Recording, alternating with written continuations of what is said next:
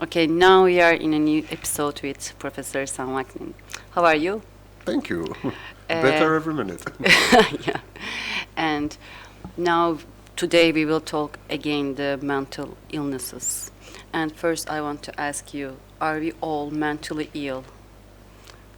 Depends how you define mental illness. 20 years ago, I wrote the following definition. So allow me to read it to you. This is a bit long. Someone is considered mentally ill if, number one, his or her conduct, behavior, rigidly and consistently deviates from the typical average behavior of all other people in the culture and society that fit his or her profile.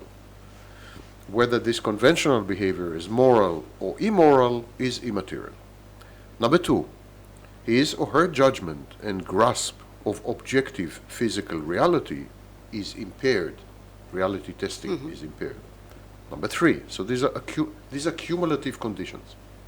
Number three, his or her conduct, behavior, is not a matter of choice, but is innate and irresistible.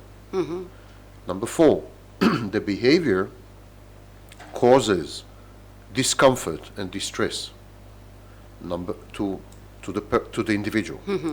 Number five, dysfunctional, self-defeating, and self-destructive behavior, even by the standards of the individual involved.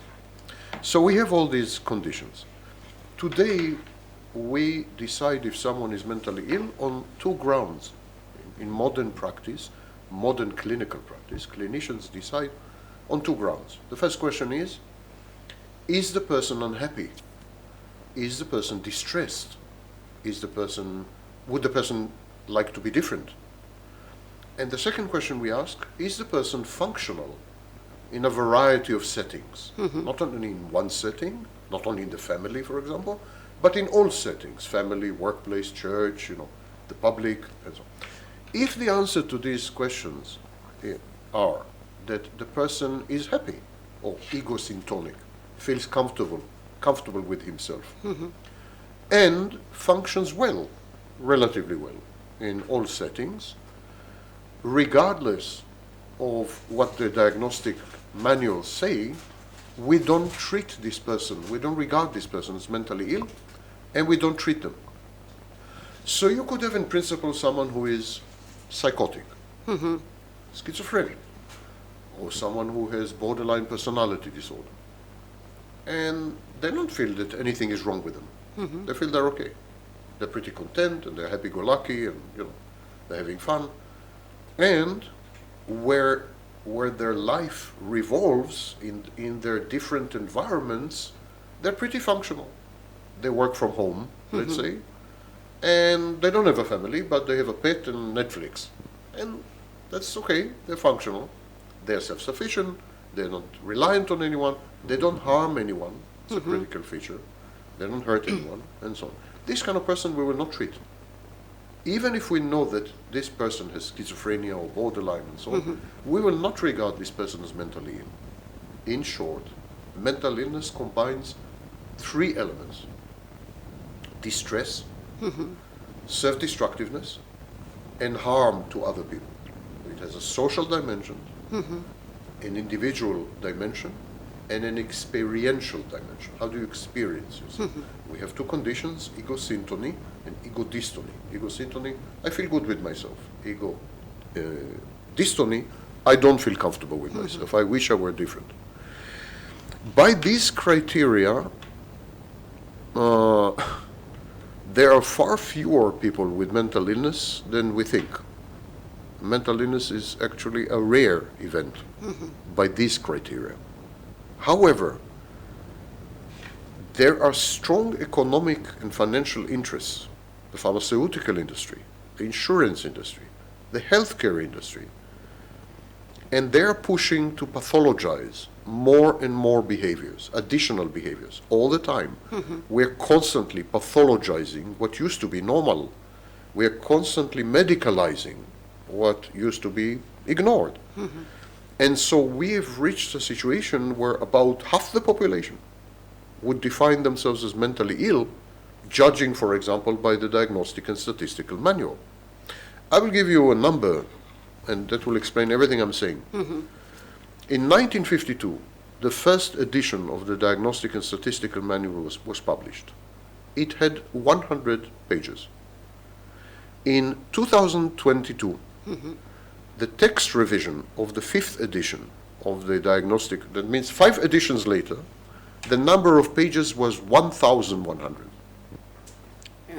Very big difference. Yes.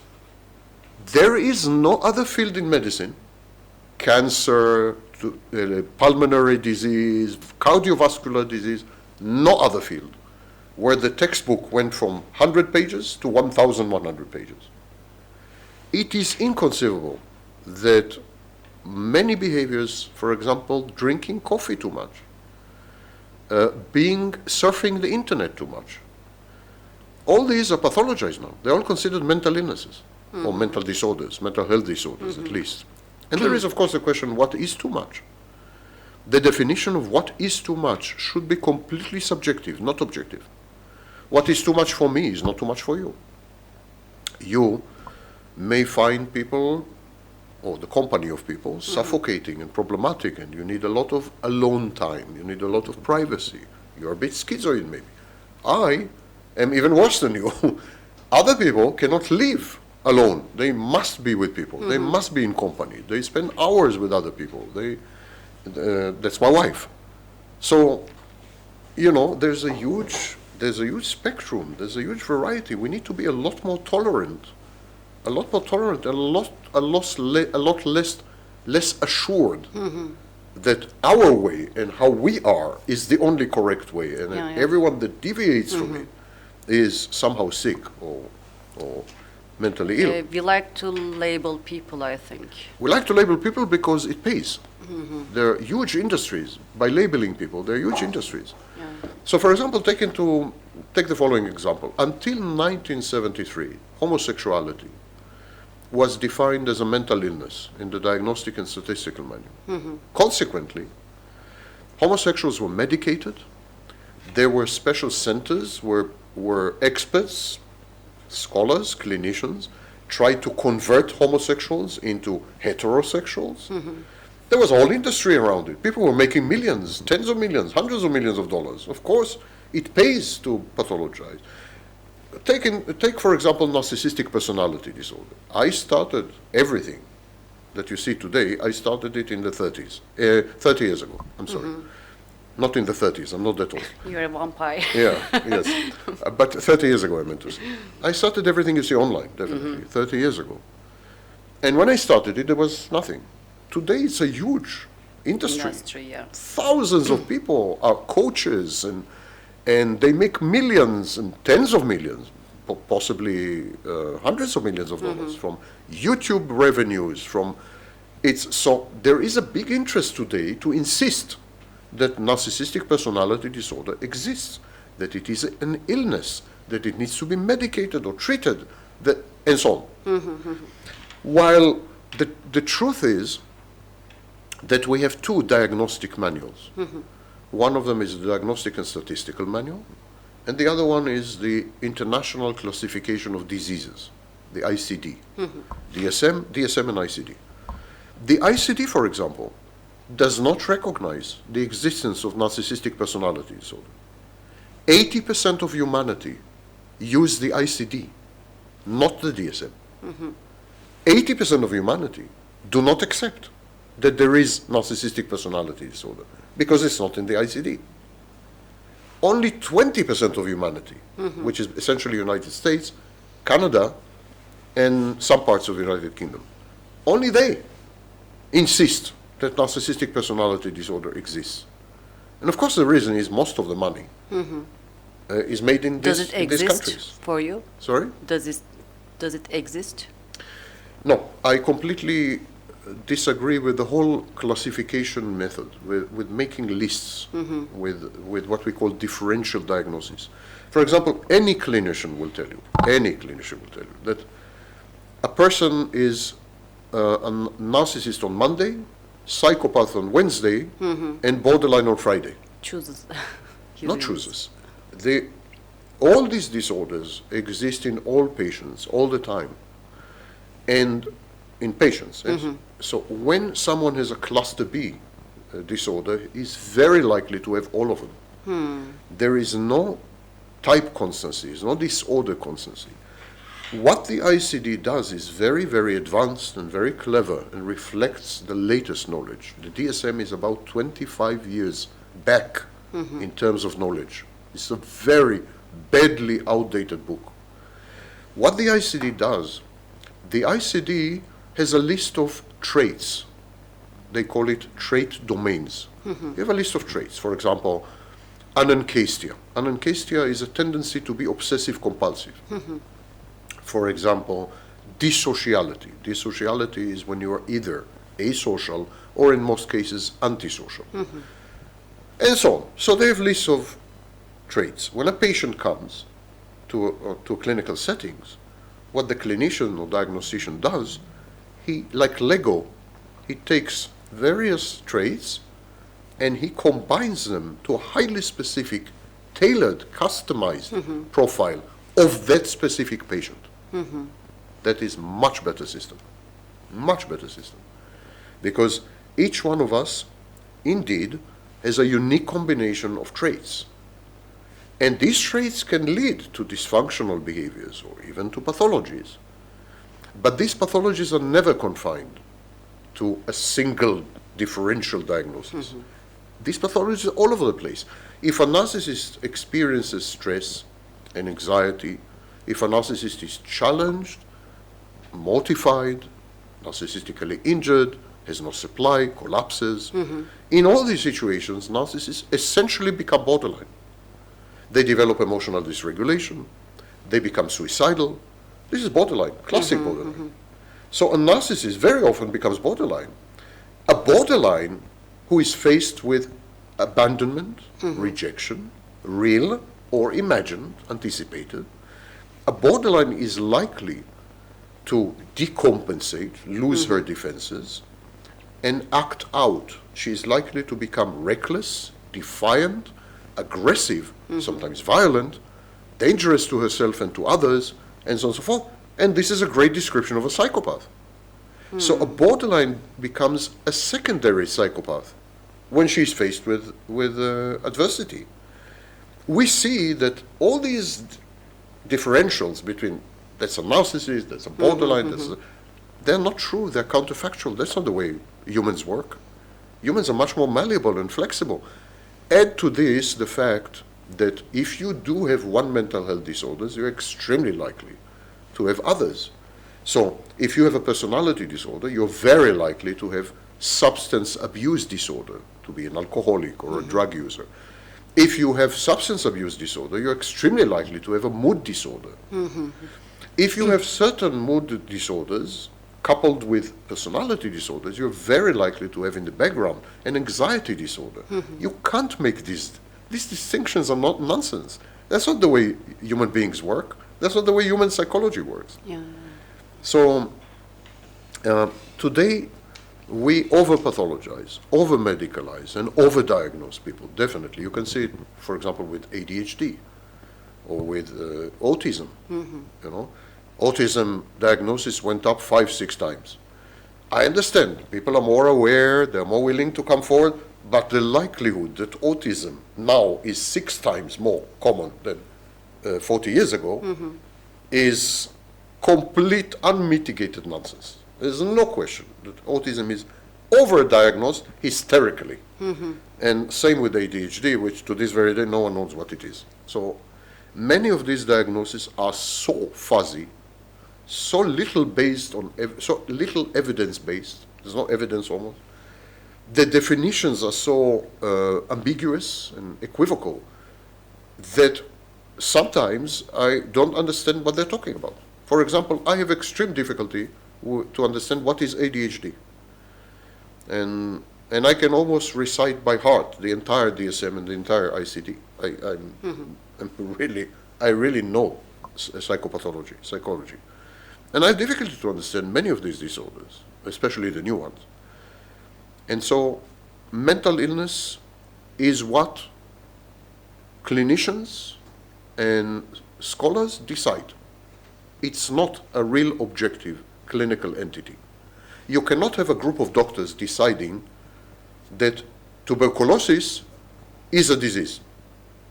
And you cannot have a group of medical doctors deciding that tuberculosis is not a disease. Tuberculosis is independent of medical doctors. They can all die tomorrow, and still we will have tuberculosis. However, it's not the case with mental illness. You can have a group of people sitting and saying, okay, from 1974, homosexuality is not a disease. 1972, it was a disease. This is ridiculous. This is not science. This is nonsense. And that's one of the reasons, and there are many others, where I say that psychology is pseudoscience. Pseudoscience, not science. For the last years, do you think that narcissistic traits rise in the people because of the technology, maybe social media? Because you said that if the majority, if you align with the majority, you look normal. Then if the traits rise, the new normal is changing. Yes. Do you think? It's as simple as that. If we all become narcissists, it's no longer a disease, because there was a massive rise in the number of homosexuals. It stopped being a disease because there was a massive rise in people who used BDSM sex, people who exercised, practiced BDSM sex. It was removed in 2013. Until then, it was mental illness, mental disorder. So practice, commonality, when it spreads, when something spreads, it is no longer, by definition, a disease. For example, I can make an excellent case that religious people are delusional, that they're mentally ill. Excellent case. And no psychiatrist will succeed to show that I'm wrong. Religious people are mentally ill. Strongly. They're delusional. But we will never diagnose religious people as mentally ill because there's too many of them. The minute you have too many, the minute the culture and the society reflect new mores, new conventions, new beliefs, even if the beliefs are delusional, and even if the conventions are, for example, antisocial, then it makes no sense to diagnose mental illness. For example, in Nazi Germany, a psychopath would not be mentally ill. He would be mentally healthy. In Nazi Germany, psychopathy was a positive adaptation. It allowed you to rise to the top, to make money, to advance in society. So, let me give you another example. Depression. Ask anyone. Is depression bad? Yeah, it's bad. It's horrible. It's sick. It's a mental illness. We need to medicate it. We need to treat it. We need to counter it. We need to fight it. We need to heal people, and so on. But if you were in Auschwitz, in a concentration camp, extermination camp, and you were not depressed, it means you're mentally ill. Yeah, it's a problem. So it's context dependent. You cannot say this is ill, this is healthy, this is wrong, this is right. In Auschwitz, depression is a sign of mental health, not mental illness. Outside Auschwitz, it's mental illness. In Germany, in Nazi Germany, psychopathy was a positive adaptation, sign of mental health. And it looks like power that time, maybe. It depends on context, depends on period in history. Psychotic people, and I mentioned it in our previous conversations, psychotic people, throughout human history, people who were psychotic, schizophrenic, people who heard voices, who had hallucinations and so on, they established religion. They were the prophets. They're the ones who established religion. They were mentally ill. By today's standard, Jesus Christ would be in mental asylum and never ever leave it. They will throw the key. And he would be heavily medicated every day. But he established Christianity. So until the 19th century, psychotic people were considered to be in touch with God. They were considered to be advantaged. And it was normal. Psychosis was considered, not normal, but was considered to be a positive adaptation, an advantage. It was considered to be a gift, an asset. Your ability to hear voices and to see images or visions, that was a gift. And these people were considered to be saints or sacred and so on. So it's all critically dependent on culture, society, period, and so on. And we say that many mental illnesses are culture-bound. Culture-bound means they are artifacts of the culture. Then we can see some disorders or illnesses in some cultures more. Yes, and that is because cultures broadcast messages. Culture is a form of signaling. Culture tells you what is, how is it appropriate to behave, not appropriate, and what you're doing wrong, what you're doing right. There is a process of socialization where society shapes you, informs you, and regulates your behavior via socialization agents such as your parents. So you become socially adapted via the process of socialization and culturally adapted via this process of acculturation. In this messaging process, in this signaling process, you also get information about expected behaviors, expectations. And you conform to these expectations because you don't want to be an outcast, you don't want to be ostracized, mocked, ridiculed, and so on and so forth. Many mental illnesses are secondary illnesses. They are reactive illnesses. Let me give an example. You're born, there's a newborn, a baby is born, and this baby has a neurodevelopmental problem, has a problem with the brain, and this baby becomes autistic. Autism is a neurodevelopmental problem. Becomes autistic. And as an autistic baby, the baby doesn't interact with peers. The baby is highly fixated on specific activities, repetitive, stereotypical activities. The baby has extreme difficulty to process environmental cues because they overwhelm the baby, and so on. This kind of baby grows up to be a freak, an outcast. Other peers, other children mock this child all the time, ridicule, attack, bully this kind of child. This kind of child suffers horribly in peer groups. One of the main defenses against peer bullying and peer pressure is narcissism. So in this particular case, narcissistic personality disorder, which will emerge, is secondary, is reactive. The core disorder is autism, spectrum disorder. And then we develop a defense which becomes narcissism later in life. So etiology means the chain of causation, chain of cause and effect, is very, very critical in mental health diagnosis and is unfortunately missing. We don't have a narrative in the DSM or the ICD. It's not a narrative approach. It's like atomized approach. When the patient comes, diagnosed with narcissistic personality disorder, identified, labeled, and given a bill, of course, to pay, and that's it. There's no holistic picture, which takes into account also other family members, exposure to environment, including medical exposure, like exposure to pollutants. And there's no this whole holistic picture. And consequently, we have three types of schools in clinical psychology. We have the medical school. Medical school says everything is the brain, everything is biochemicals in the brain. If you are mentally ill, it's because your brain is not working well. And the medical school says, I can prove it, because if I give you medication that changes these biochemicals, you change. You're no longer mentally ill. So this is proof that your brain is a problem. That's a medical school.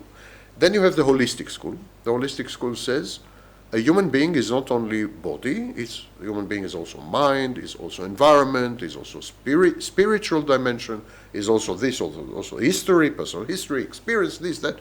So the holistic school says we need to look at a human being as embedded in much larger frameworks, and then we need to study all these huge frameworks to gain a better, deeper understanding of the moment in time where the patient presents himself to you. So that's the holistic school. The problem with the holistic school is not very realistic, is not very helpful. We have, for example, psychoanalysis. Psychoanalysis is a holistic approach, because psychoanalyst analyzes your childhood and your mother and your this and that. I mean, everything comes into the picture. Experiences you had, dreams, this, that. And it's very nice, and it may well be the correct approach. but it would take 63 years until you see any change or any improvement or any. So it's a useless approach. It may be theoretically very sound, but it's not working. And the third approach is the functional approach. The functional approach is the one I started with. Is the patient happy, and is the patient functioning? If yes, leave him alone. If it ain't broken, don't fix it. So this is the functional approach. The problem with the medical approach is that it is reductionist. It says everything is the brain. Everything is the brain. And if we just fix the brain, all the rest will follow. Behaviors will change, attitudes will change, and so on and so forth. And that is, of course, unfortunately, simply not true. Simply not true, not supported by evidence. It is true that we can give certain medications, and these medications will alter certain neurotransmitters and neuromodulators and biochemical substances in the brain, and consequently some symptoms will disappear. That much is true, it seems. We are not quite sure why. We're not quite sure why, by the way, and anyone who tells you otherwise is lying to you. For example, we have no idea what's the connection between serotonin and depression. Only recently we discovered that there is actually no connection. Actually. And therefore, the biggest class of antidepressants, known as SSRI, re-regulator or reuptake of serotonin, probably is based on completely wrong science. This is recent discovery. So, we know that some things work, but we don't know why. As long as we don't know why, the medical school is not scientific. Also, we cannot say that because we see an effect, we know the cause. Sometimes you see an effect and you don't know the cause. For example, you may come into the room and you will see this glass broken on the floor. You cannot say, I know the cause. I see the effect, I see the mug broken, and I know what happened. You don't know what happened. That you gave me a medication and consequently some symptoms disappear is the effect. However, you don't know the cause. Because there could be multiple causes. And there could be even combinations of causes. And there could be something a third issue that has nothing to do with my depression or with the medication, but is the thing that determined it. So ignorance is everywhere, and the pretension to knowledge, the narcissistic hubris of we know everything and, is really infantile. A medical school is totally infantile school, totally grandiose, The holistic school is useless. It's nice, but useless. And the functional school is the only one that remains. So and that's what we ask. Are you happy? Do you want help? Do you want help? And are you functioning? I'm happy, leave me alone. Enough. And I'm okay. And maybe the third, you don't give harm to people. Yes. When we say functional, we take into account, or we assume, that if you harm people, there will be some reaction, which would mean that you're not functional. Because if you murder someone, you may feel very good with it, and so on, but you're likely to end up in prison. So it's not a very functional way of managing your life. Then, for example, anxiety and sadness are natural responses, but at what time they become disorders, or at what time do they become disorders? Again, context is critical. I gave you the example of depression in Auschwitz. Or anxiety. I think anxiety is a very healthy reaction to the current world. The current world is seriously frightening. That's right. Seriously frightening. And I think the normal, healthy reaction would be anxiety. I would be very worried if people were happy in this kind of world, with wars, threat of nuclear war, climate change, crazy politicians all over the world.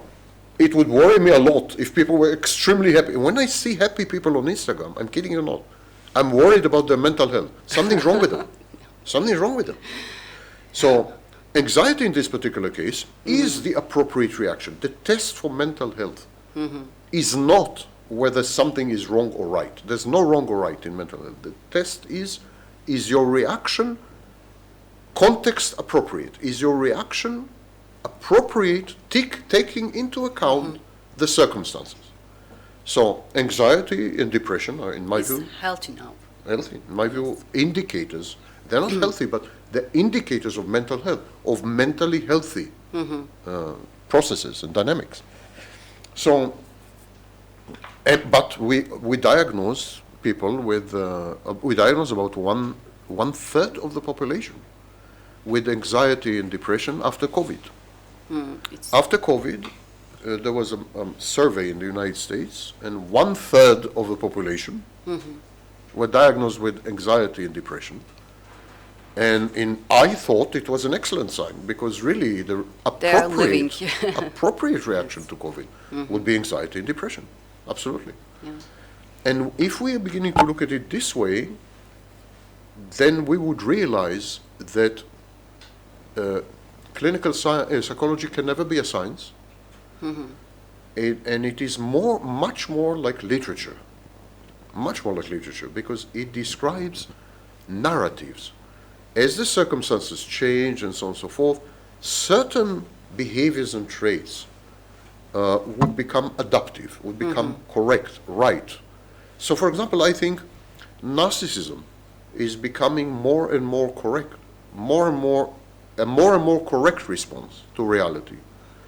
And in this sense, narcissism and psychopathy, in due time, not right now, but let's say if this continues another 10, 20 years like it is now, I think they should be considered normal. They should be normalized.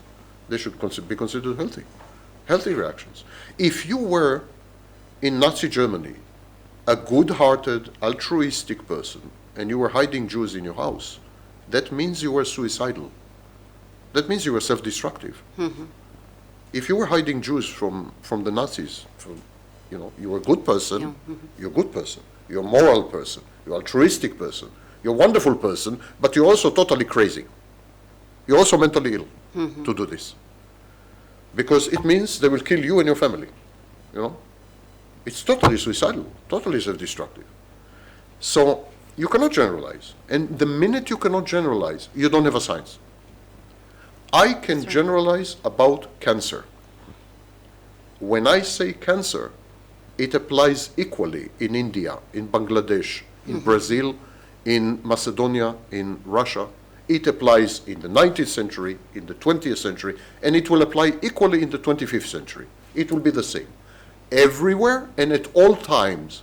This is called invariance, the principle of invariance. Clinical entities are invariant. Tuberculosis, cancer, influenza, they are invariant.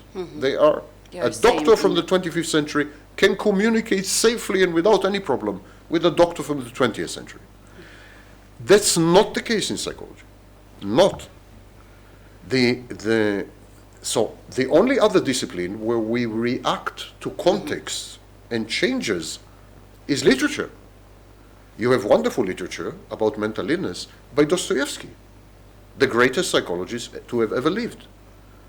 So psychology is a branch of literature. That's why Freud, for example, was a great author. He's a wonderful writer. I don't know if you ever read him. He's like flowing. It's like reading a mystery novel. He's amazing, And that's why he's, one of the fathers of, because he was a great writer. And so we can then say that mental illness is a narrative, a story, piece of fiction, a movie. And so we have two kinds of movies, mental health movies and mental illness movies. They're both stories. They're stories, they're narratives about people. And so we create a narrative about someone who is other, not the same as us. There's an element, strong element of othering in mental illness. Exactly like we reject immigrants, we hate foreigners, and so on and so forth, we other the mentally ill. They are the ones we're afraid of, they're the ones we hate sometimes, they're the ones we keep our distance. There's a strong element of othering. The state likes that. States, political systems, they like to make enemies between people because then they gain control. The more they can have conflict If there suspicion. are divorces. They like that because it creates a possibility for social control. Psychiatry was used by all the dictatorial regimes.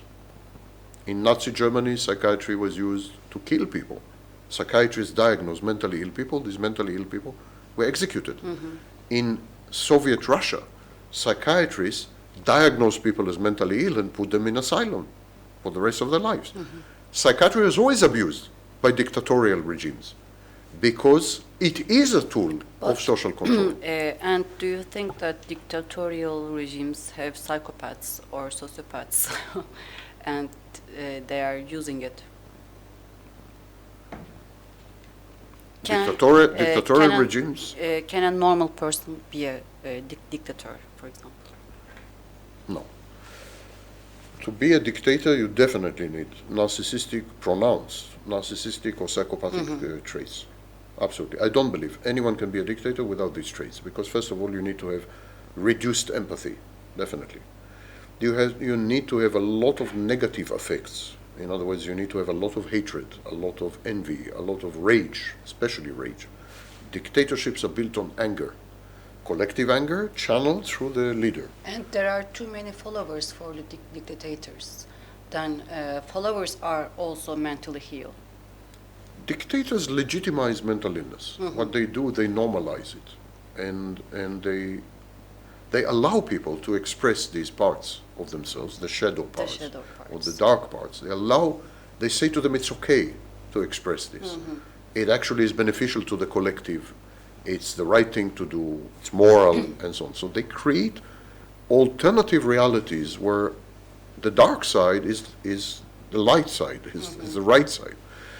People like that because one of the biggest tasks of being a human is the constant self-control, self-discipline, and suppression of the parts of you which are very threatening to yourself and to others, the shadow, if you wish. You invest huge amounts of energy not being evil, not being cruel, not being sadistic, not being... So a lot of the work that goes into being a human being is about self-denial. You deny yourself. You suppress parts of yourself. And then comes a dictator and tells you you can be yourself. You can be yourself. You can be an animal. You can be primitive. You can be barbarian. You can kill. You can steal. It's okay. And then they just be yourself. Took out their shadow part outside easily. Yeah, there's a resonance between the what could be called the shadow part of the dictator and the shadow part of the people. Also, the dictator idealizes the people. The dictator tells the people you're special in some way. You're superior because you are the master race, or you are amazingly intelligent, or you are, the dictator always idealizes the people because the people idealize him. It's co-idealization. It's another reason to think that most dictators are narcissistic. Of course, dictators are grandiose. They believe they have a cosmic mission. They believe they're connected to history. They believe they embody, reify the nation, their personal representation of the nation. So all these are grandiose fantasies. They are sacrificing themselves to the society, for example. There is this victimhood narrative, which is also very common in narcissists. And generally, the narcissistic or psychopathic leader, the dictator, creates a shared fantasy, exactly like the individual narcissist, and has a relationship with the people that is highly erotic. It's a highly erotic relationship. They make love to each other. When you see followers of dictators, or fans of dictators, and so on and so forth, they can die for it's a sexual ecstasy. It's orgasmic. They're having sex, not in the physical sense, but they're definitely having mental sex. It's not the same when you see supporters of a typical politician. They may be enthusiastic and so on and so forth, but with the dictators, it's intimacy. It's huge intimacy.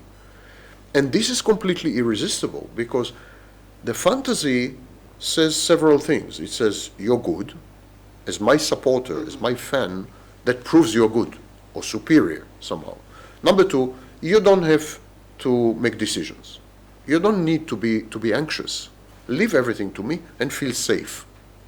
Focus on your life, your money. Leave the rest to me, and I will make you feel safe.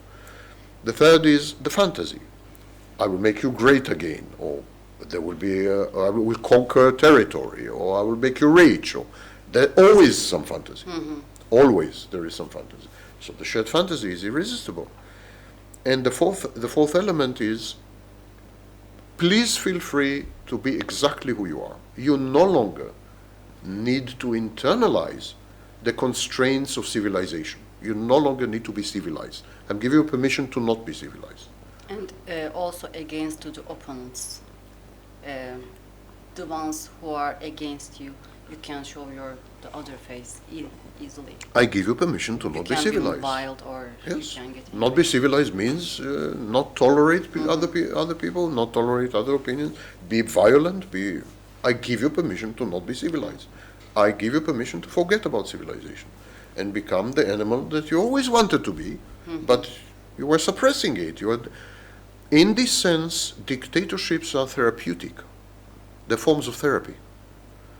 Because when you attend therapy, therapy is a process of legitimizing who you are.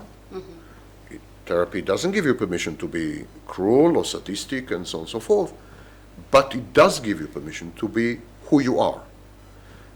Most therapeutic traditions, most treatment modalities, most schools of therapy believe that the core problem, the engine of mental illness is denying who we are, one way or another, betraying who we are, pretending to be someone else, obeying someone else's expectations, not being us.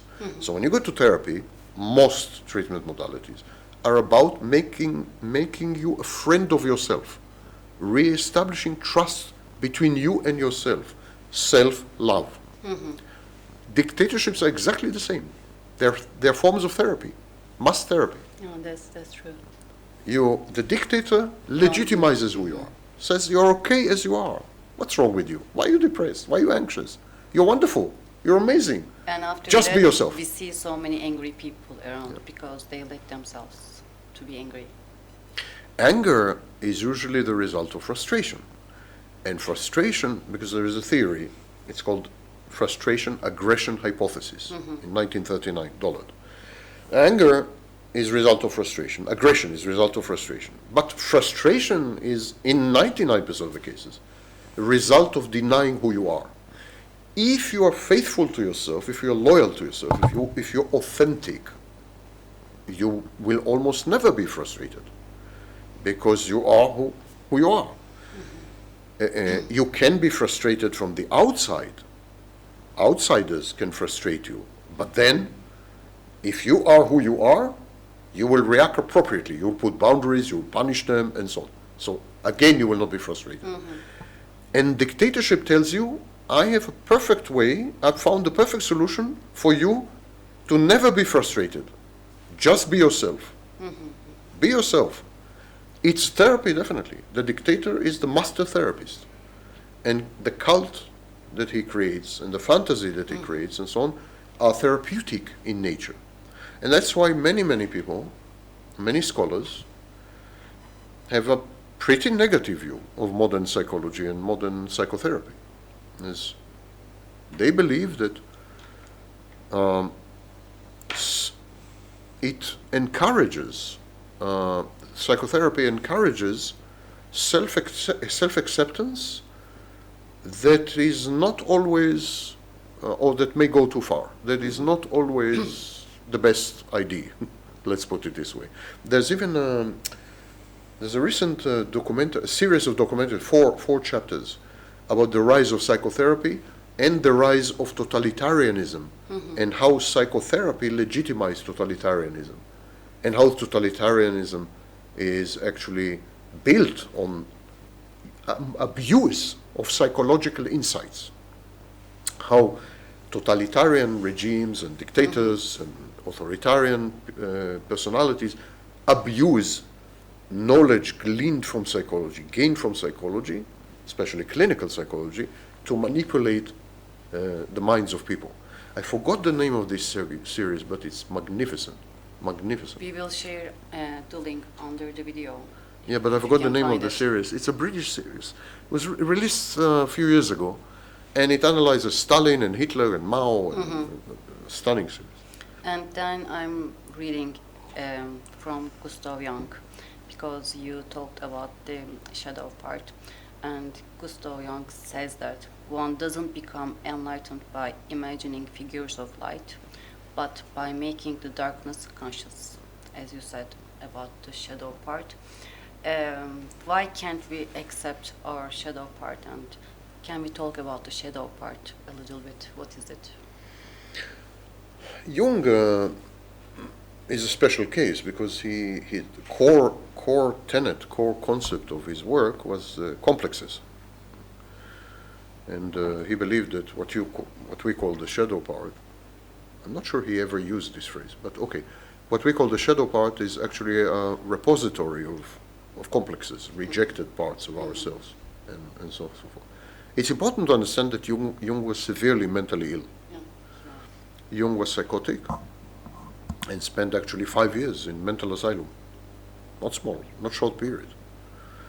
And Jung admitted in his writings that most of his insights, he gained them while he was in a psychotic state. In his writing, you can find this. And so we need to be very careful about Jung, because should we trust someone whose main insights emanated and emerged in a psychotic state when he couldn't tell the difference between internal and external, of course did not have lucid thinking, and so on and so forth? I am very careful when it comes to Jung. He was a genius, so he has some brilliant insights, but he was not well. The concept of shadow, or in his work, complexes, is heavily influenced by his own encounter with his own dark side, heavily.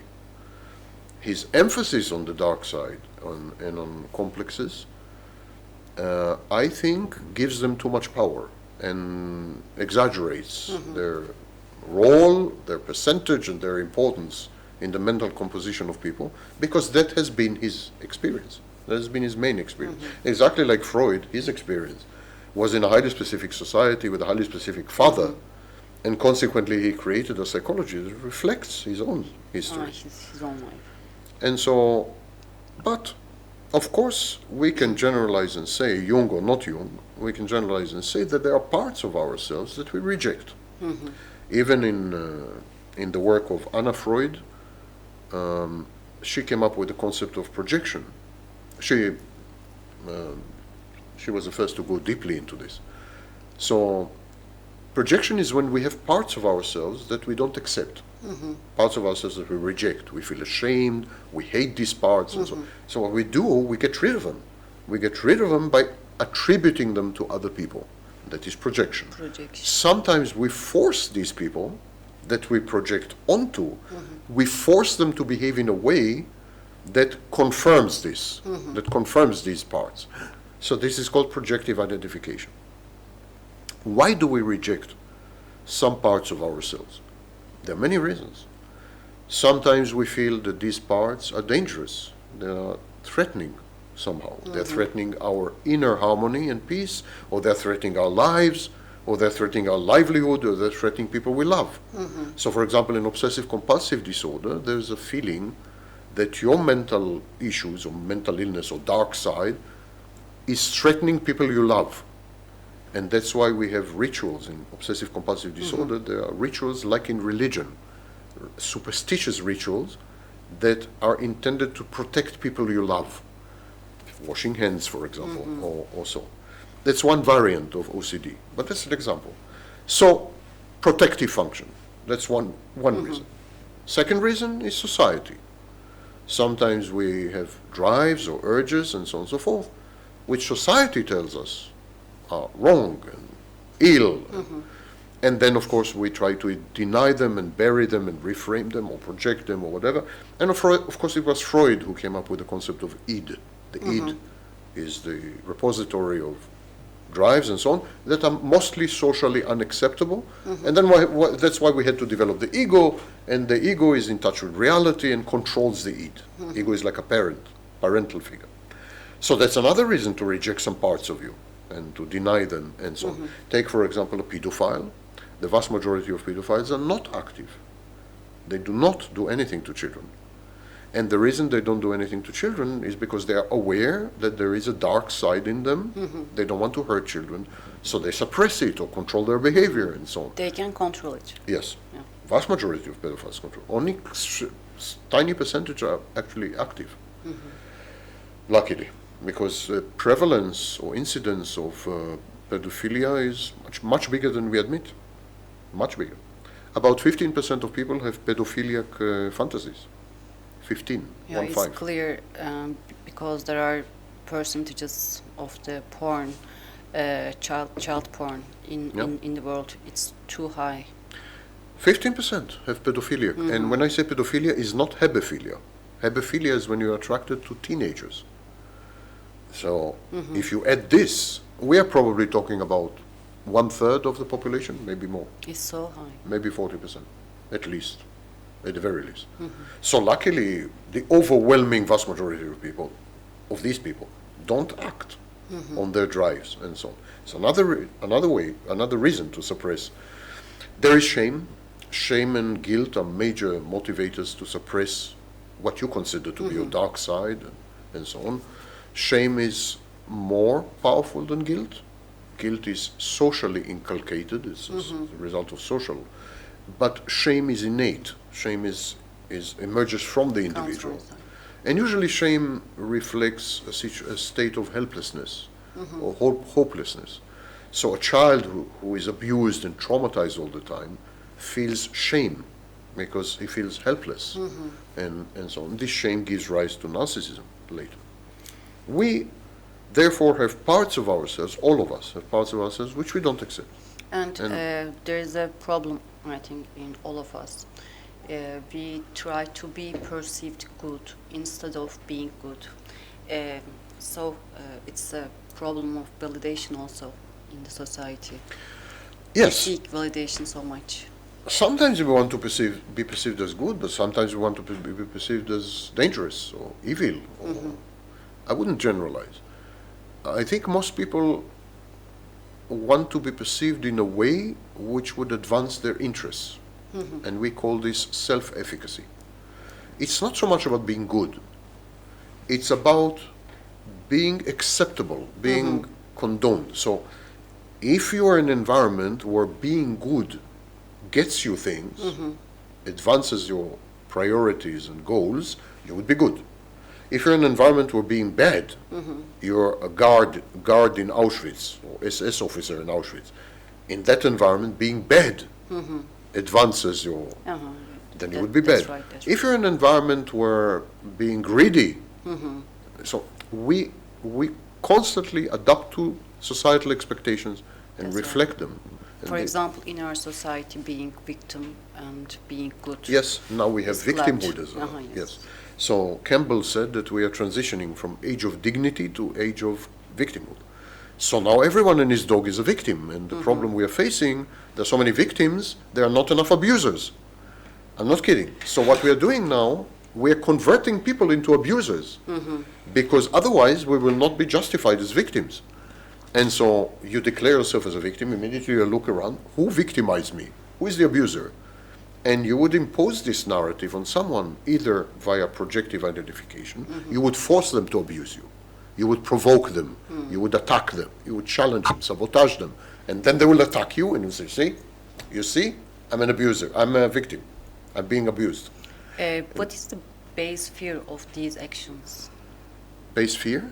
Base fears. For example, why someone wants to feel victim, or why someone It's not wants fear. to be seen good.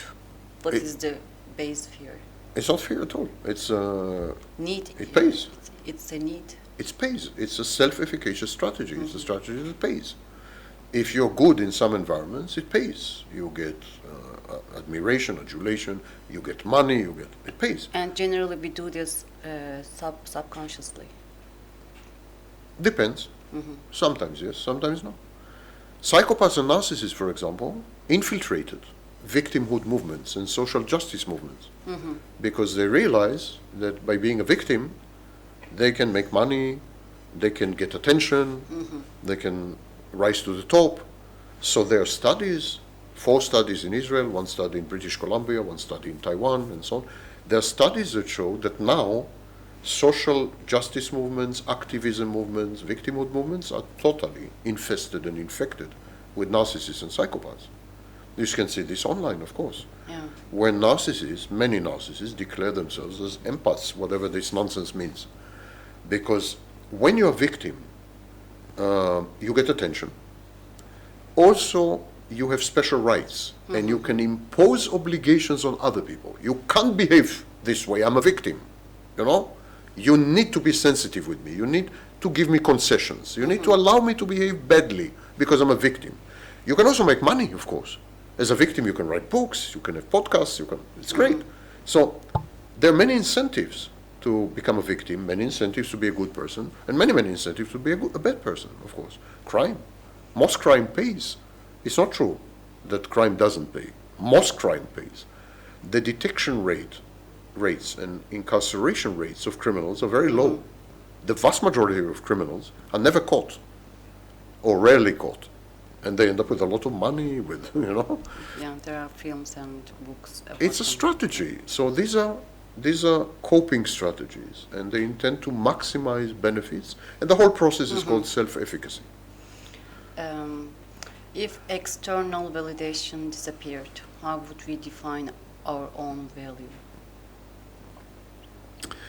We need to distinguish between feedback or input and validation. Feedback or input is corrective.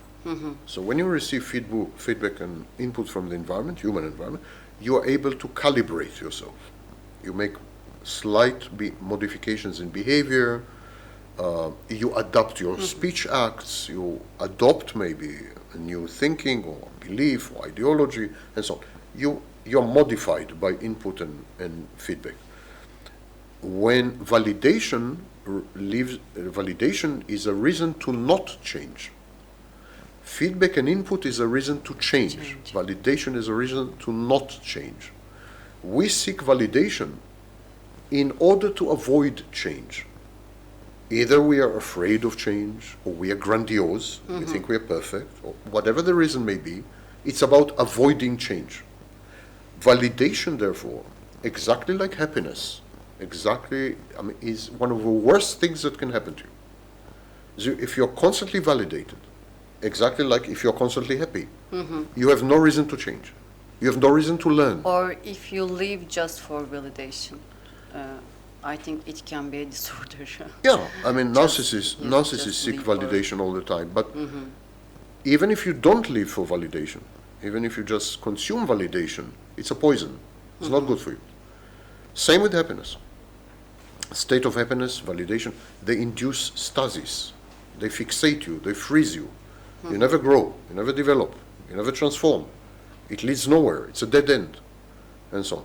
It's very ironic that happiness and validation, all these conditions that lead nowhere, are considered positive and valuable, and we should look for them, make sure that we have, whereas the engines of growth and development, like loss, we should avoid. It's bad, it's wrong, grief, it's a horrible thing. We get it completely wrong, completely wrong. You know, no wonder majority of humanity is extremely unhappy and dysfunctional, because we got it in psychology. We got it completely wrong.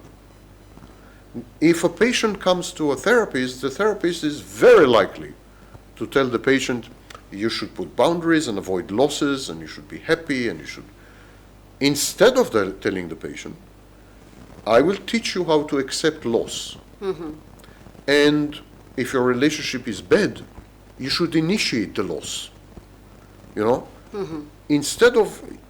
So we are giving in psychology completely wrong, especially in the self-help industry. Yes, I think anyone teaches us how to go through the pain. They don't teach us this one. They always teach us how to run away from the pain. Yes, And that's wrong. This is especially in the self-help industry, because self-help industry is founded on validation, not on input, not on feedback, on validation. Self-help industry is telling you if you just take 1 or 2 steps, you are already perfect. Just take 1 or 2 steps, and you will change, and you will realize your potential, and you'll be happy, and you'll be rich, and you'll be powerful, and you will have the beautiful girl. And self-help industry is total poison, total, toxic to the core. I have never read a self-help book that is not toxic. Wrong, factually, based on completely outdated or wrong psychology and toxic. Self-help industry should be decriminalized, in my view. It is overrated. In It is that damaging. kind of It's more than overrated. It's damaging. because they say that you are precious. You're precious. You're perfect. You are, Or there's And- only a few things you need to. and you deserve everything. There's only a few things. And the message in self-help industry, everything has a solution. That's the underlying message. Everything has a solution. And while the reality is, extremely few things have a solution. Yeah. The overwhelming vast majority of psychological situations and states and so on have no solution. No solution. You need to accept the number one loss, the loss of yourself. The loss of yourself is the number one loss, and you need to learn to accept it. Whereas the self-help industry says, whatever your problem is, there's always a solution. Don't worry. Just buy the book, of course, yes, but there's always a solution. This a lie. It's a deception. The industry is deceptive. It's deceptive, it's toxic, and it leads people to very bad places and very bad situations ultimately. That's right.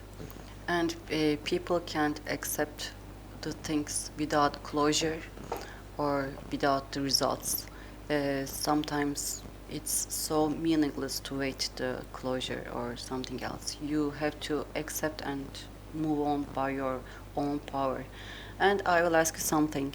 Now, in societies, we have rules and we have religions to show us how to behave good or how to be good. If there is nothing like this, can a human be well with his own will, for example? Yes, It is like philosophy, for example. Yes, Philosophy. most philosophers, most ethicists, most philosophers of ethics believe that morality is innate. It emerges from the inside. They don't believe, majority of them, not there are exceptions of course, but majority of them believe that morality is a natural state of a human being. It doesn't come from religion or from the outside or some ideology, or even if we take a human being and we isolate him completely, which of course we will never do, it's not moral, but we take a newborn and we isolate this newborn on an island, and we never ever expose the newborn to any book and any other human being, the belief is that this newborn would develop some moral rules. But the problem starts with how we define morality. What is moral to one group of people would be considered immoral and amoral to another group of people. Let's take the simplest example. Muslims would consider eating pig and drinking alcohol to be highly immoral, actually a breach of God's edicts.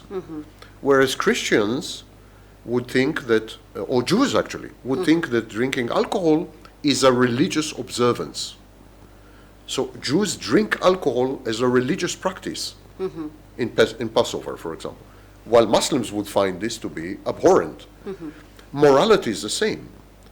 We can find moral systems in one society that are considered to be totally immoral and amoral in another.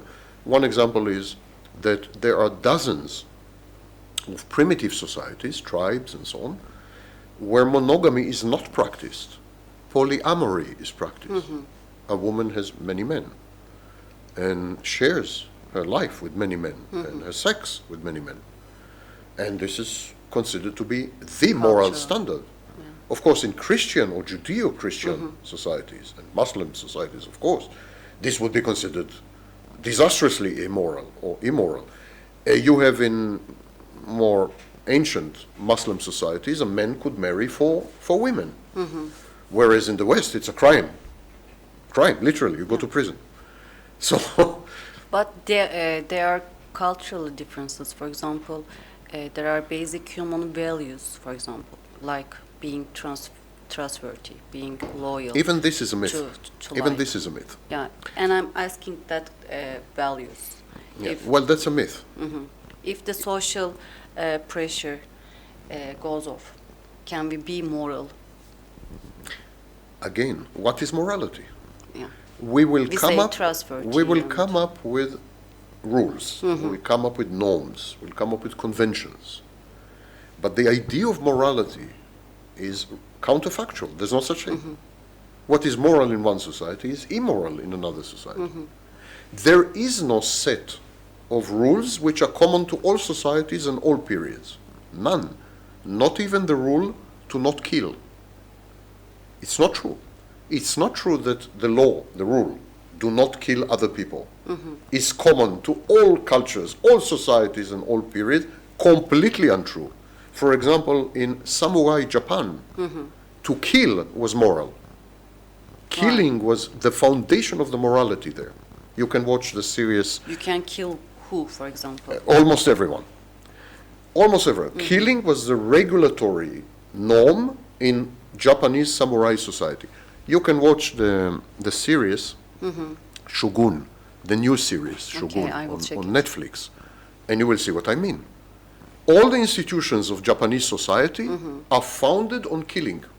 That's the core activity, the core moral value. Then what differs humanity from animals? The ability to generate norms. We can disagree about the norm. I will tell you that to kill is moral. You would say to kill is not moral. There has been a movement, a eugenics movement.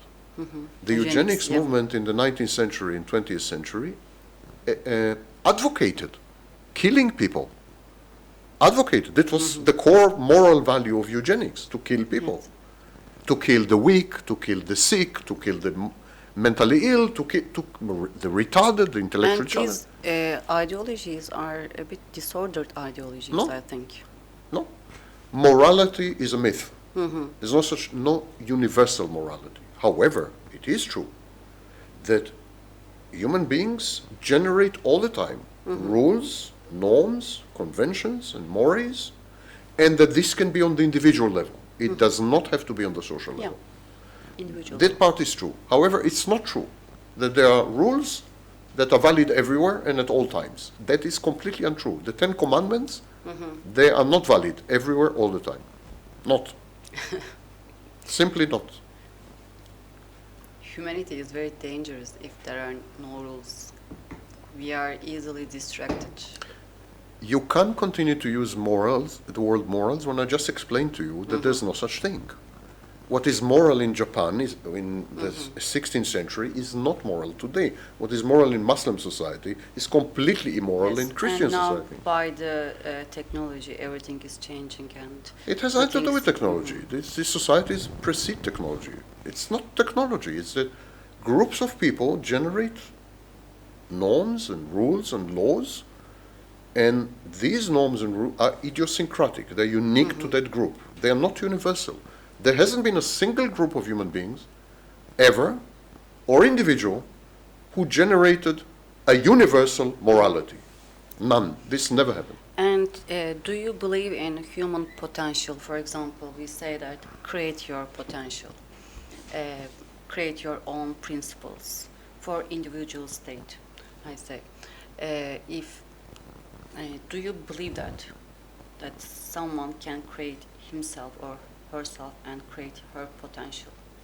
Generate the potential. You can learn new skills, you can educate yourself, you can even modify your behaviors, you How? can even control to some extent your cognitions and emotions. Yes, there's a lot of room for change. Must we change how we perceive the world, for example? You can do that as well. Potential is a much deeper thing. It is your potential that dictates your ability to change. For example, we have fear of rejection, Yes. or we have need of approval. Yeah. There are so many things or syndromes we have, and we cannot generate our potential. What must a person do, for example? Realize, you mean, not generate. Realize the potential. Yes, realize the What potential. Maslow called self-actualization. Yes, that you're right, yes. By modifying yourself, by changing yourself, which is completely possible, you can get rid of the fear of rejection, you can get rid of the need for approval in your examples. You're absolutely right that your capacity to realize your potential or actualize it will improve, or we change. So you can play with your capacity for self-actualization, self-realization, by modifying behaviors, traits, psychological dynamics, and needs, and so on. Absolutely. How can a person start like a journey like this, for example? First steps. So the self-help industry tells you that you can do it on your own. And sometimes you can. But in the vast majority of cases, the only thing that drives this kind of transformation, which is a fundamental transformation, is loss, trauma, unhappiness, negative situations and negative effects. They drive you to change and to transform. Positivity is not good for you because it keeps you static, unevolving. So you need to go through negativity, you need to go through negative experiences, negative periods, loss, grief, negative emotions such as fear and envy. Envy is a great motivator to change, you know? And when you go through these, you can effect change. That's one way of doing this, one key. I think it's a necessary key. I don't think any change is possible without it. And the other key could be motivations that are essentially, I would call them narcissistic motivations, or even psychopathic motivations. You want more power, you want more money, you want more sex, you want more. So these would drive you also, they're also very powerful motivator, and they would drive you to what we call attitudinal change. You will change your attitudes, and you will be better, you will have a higher agency and self-efficacy. So you can change either by going through negative things, periods, traits, this, or by having goals that are motivational, that would cause you to change. But absolutely, there is the capacity for change. Of course, the most optimal way to change is by interacting with another person. So if that other person is qualified, if it's a professional, and a good professional, the change will be much faster, much more profound, and much more permanent if you do it with a professional. But it doesn't need to be a professional. And generally people don't need change. Depends. If they're happy, they would not change. If they are invalidated, they would not change. If they have no reason to change, they would not generally, change. we don't know another way.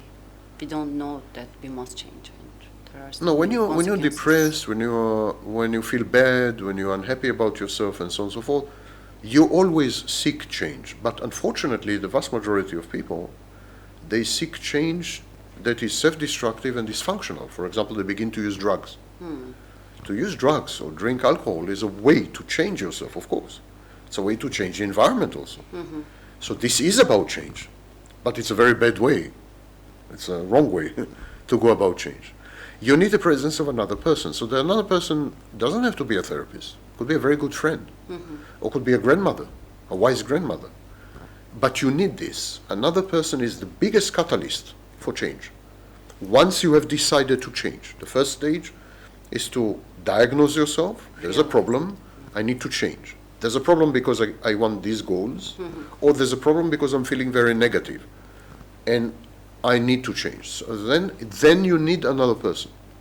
The message of the self-help industry, that you can do it alone, is not supported by evidence. Actually, all the evidence shows that the bigger the number of people you have in your life, the more likely you are to change. The social support network in your life is critical to change you and to make you egosyntonic, to make you strong, resilient, functional. It's all function of how many people in your life you have that are intimate, that are supportive, that provide succor, that listen to you, that you can trust. It's a function of this. Now, in 1980, a typical American had 9.8 best friends. People he could trust, people he could share with, people he could confide in, people he could seek advice from. 9.8. In 1980, there was a study. 9.8. Today, the number is 0.9. In 40 years, the typical American, between 1980 and 2020, used to have 10 friends, now he has one. We are increasingly more isolated, increasingly more atomized, drastically so. What is the reason for this, do you think? I think there are two reasons. We're becoming self-sufficient. We can supply everything to ourselves. Entertainment and what used to be supplied by other people, we now can self-supply. So we don't need other people. There's a decreasing dependency on other people for all kinds of things. So you don't have an incentive to socialize because socializing has a cost. When you socialize with other people, you have to accept them, it's very demanding, demands energy and resources and time, even time. And trauma maybe. And maybe it ends badly, maybe it ends badly, absolutely. And so there's a great incentive if you're self-sufficient to avoid people, to not want people. But the second reason is what you call fear. There's a fear of change. There's a fear of change. There is an investment, emotional investment, in the status quo. We affect the status quo. We are committed and attached to the way we are. And to change is terrifying. It's very frightening and so on. There is no way to be with other people, to interact with other people, and to not change. Even we think we don't change, we change. You talk to someone in a pub, your best friend, you have a drink, you go home, she said something to you. You think about what she said. That's a change. You understand? You go to a grocery store, you buy bread. Someone says something to someone, and you've heard it, overheard it. You go home, it has an impact. There's no way to be exposed to other people without change. Small change, big change, it's change, always. So some people avoid other people because they don't want to change. It's terrifying, this dynamic. So there are powerful reasons today to not be with other people. To not be with other people. Even sex lost its attractiveness. The vast majority of young people under age 25 don't have sex. According to Pew Center studies, majority of them didn't have sex the year before, complete the whole year. Because we lost the connections? Yes, because sex, for most people, there's a small percentage of people, about 5%, who are promiscuous by nature. So they prefer anonymous, impersonal, mechanical sex, one-night stands and so on. It's a tiny minority. The vast majority of people, men and women, they want a connection in the sex. Even if the sex is one night, but they want some connection, some intimacy, some exchange. And again, sex changes you. Anyone who thinks otherwise has no idea what they're talking about. Sex changes you. The interaction with another human being, the connection changes you. So people are avoiding all this. They don't need other people.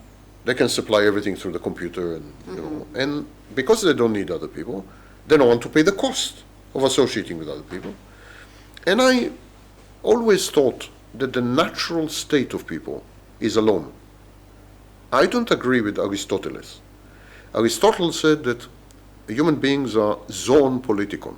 In other words, human beings are social animals. I don't agree at all. I think the natural state. I felt good now, because natural state is being I alone. think natural state is to be alone. I think when we are not alone, we make a lot of sacrifices. It's a self-sacrificial process.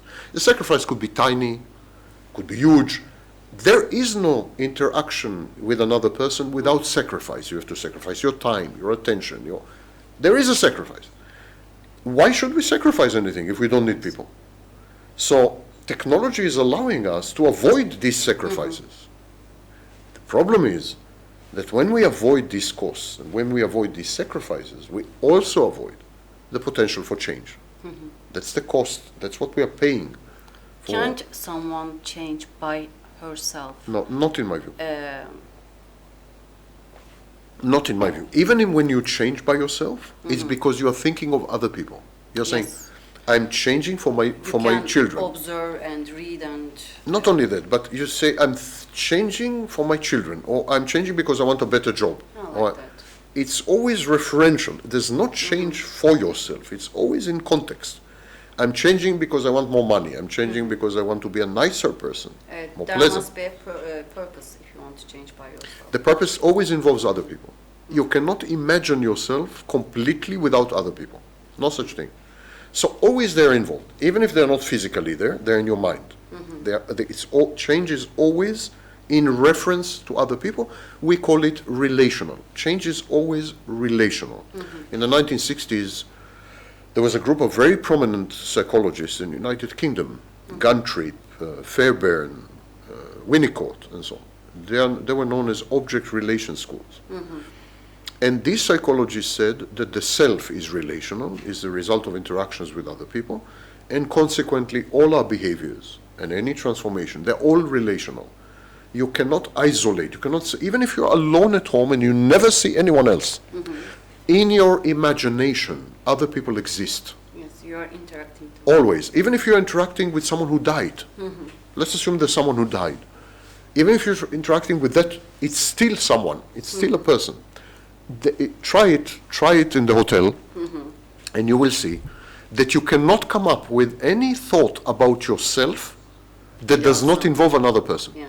You cannot. Try as hard as you wish. So now I'm going to think about myself, only myself, and I will forget all other people. You will fail. My internal world is very crowded, so... All human beings. It's not possible to think of yourself without some kind of connection to people, dead or alive, past, future, present. You always imagine the society, always imagine other people. They are the imaginary space within which we become. And in the absence of other people, when we remove, for example, there were cases in the 18th century and 19th century of children who were abandoned in forests, and they grew up with wolves and so on. And they were known as feral children. Kaspar Hauser is a famous case. And these children, therefore, were never exposed to other people. Okay? But they grew up. They were 3 years old, 7 years old, 9 years old when they were discovered in the forest. And these children had nothing, no connection to humanity, nothing that was reminiscent of a human being. They were complete animals. And the only reason, they had legs, they had arms, they had a brain, why didn't they become human beings? Why didn't they develop a self? Why didn't they were unable to speak, verbalize, make any sound? Because they were not exposed to other human beings. The exposure to other human beings makes you a human being. It's a process of learning. It's not true that when you're born as a baby, you're already a human being. No. Human being, we learn to be human beings. We learn, it's acquired, absolutely acquired. It's not that we are blank slate. We are not blank slate. When we are born, we have already apps. We're like smartphone. We have smartphone, and we have apps. We have one app for language and one app for space, perceived space, and one app. So we have apps installed, but the apps are empty. No content. And we fulfill the apps with content. And it can be done only by interacting with other people. That's why the role of the mother is super crucial. I'm getting many comments, you're misogynist, it's not only mother, it's father. It's not father, it's mother. Until age 3 years, it's mother. After age 3, it's actually father. Mother is much less important after age 3. But up to age 3, there's only mother. There's nobody else in the world. By the way, literally, there's nobody else in the world. The child identifies mother with the world. The child is one with mother. Mother is one with the world. There's no distinction, no, initially. After that, around age 5, 6 months, the child begins to make distinction. But initially, the child is one mass, one big blob. Child, mother, world, child. It's the same. Mother is super crucial. It is through mother that the baby becomes human being and not a wolf or a tiger. Or if the child is left alone with no mother and no other human beings, he becomes a wolf. He becomes a tiger, not a human being. He has to mirror someone, so he will be I Yes. think that he mirrors. There is a whole theory, it's known as social learning theory, or social cognitive learning theory, developed by Bandura in the 80s. And this theory explains how babies acquire humanity, in effect. There is a process of mirroring, there's a process of imitation and emulation, and many other processes that take place. But yes, generally speaking, the baby observes and the baby becomes through observing. And Piaget and many others made the same observations. So the mother is critical not only because she breastfeeds, and not only because she loves the baby, sometimes she doesn't. The mother is critical because she's there. And that's why in attachment theory, we study not the mother's functions, but we study the mother's presence. If she's there. When we make experiments in attachment theory, for example, the famous stranger experiments of Mary Ainsworth, when we make experiments, we tell the mother to not say a word, to not behave, to stand, just to be. And then we remove the mother from the room. We see the reaction of the baby. So we know that what matters is not the mother's conduct or misconduct. What matters is her presence. Just by being present, the baby is able to begin to become a human being. But to become a human being is a learned thing. And this raises a very interesting possibility. If we become human beings by learning to become human beings, we can unlearn it. We can learn to not be human beings later in life. If it's acquired, we can get rid of it. If we learn when we are 10 years old to smoke, we can get rid of it when we are 40 years old. Anything we learn, we can get rid of.